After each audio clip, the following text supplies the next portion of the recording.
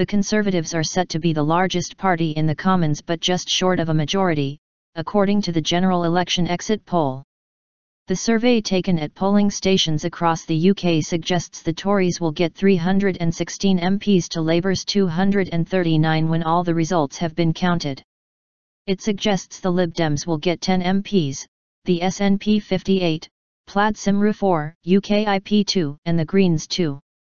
The exit poll was conducted by NOP/MORI for the BBC, ITV, and Sky.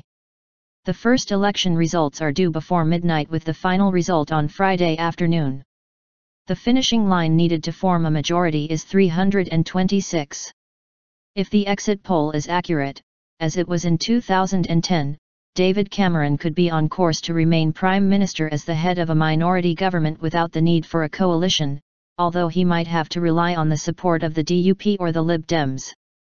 Even if Labour leader Ed Miliband was able to persuade the Lib Dems to join the SNP in backing a Labour government, he would not have the necessary numbers to get his legislative programme through Parliament in a Queen's speech. Labour looks set to suffer a hammering in Scotland at the hands of the SNP, with their vote dropping an average of 18%. But the exit poll suggests it will be an even worse night for the Lib Dems, with the party's vote falling 16% on their 2010 share, worse than the most gloomy predictions before polling day. Lib Dem election chief Lord Ashdown told the BBC, "If this exit poll is right, I will publicly eat my hat." SNP leader Nicola Sturgeon was also cautious about the exit poll.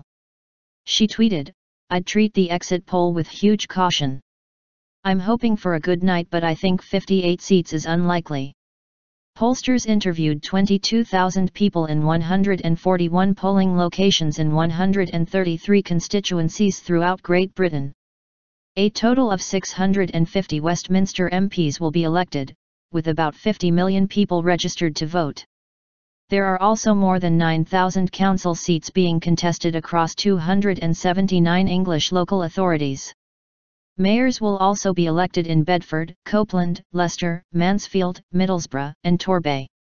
Some votes had been cast before Thursday through postal voting, which accounted for 15% of the total electorate at the 2010 general election, when the overall turnout was 65%.